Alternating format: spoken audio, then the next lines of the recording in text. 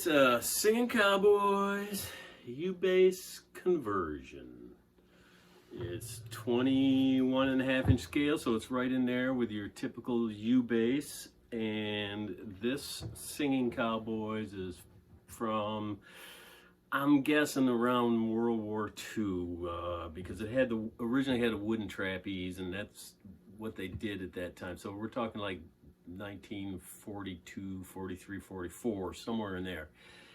And these cowboy guitars were popular in the 30s.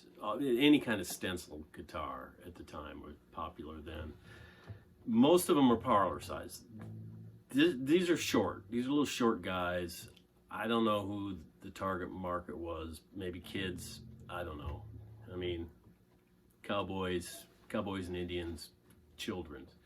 But it's made just like any other Harmony product of the time. It's solid birch and it's well made, still solid condition.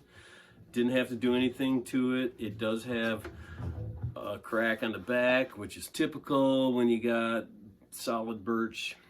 And you know, when it's 80 years old, it dries out, and that's what happens. Otherwise, it's a nice shape.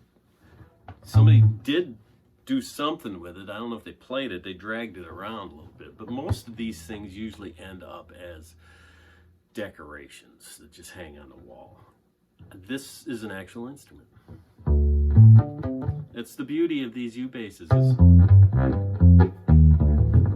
They're so simple. They have small amount of stress on the instrument, so you can, you know, the rubber strings.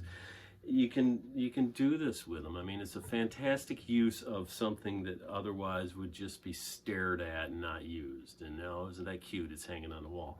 Well, it's even cuter when you're playing the thing. And it's got your standard Ubass setup with a piezo under the bridge. This one has a wooden bridge. It has a couple of tie-down screws to put the pressure on the bridge so it's even across the strings. Your control is up here with your built-in tuner. Very handy because Ubass strings stretch a lot. So you can go buy a Ubass made in Indonesia, or you can have one that has a whole lot of history and soul to it. It's a Singing Cowboys Harmony made Ubass conversion, 1940s.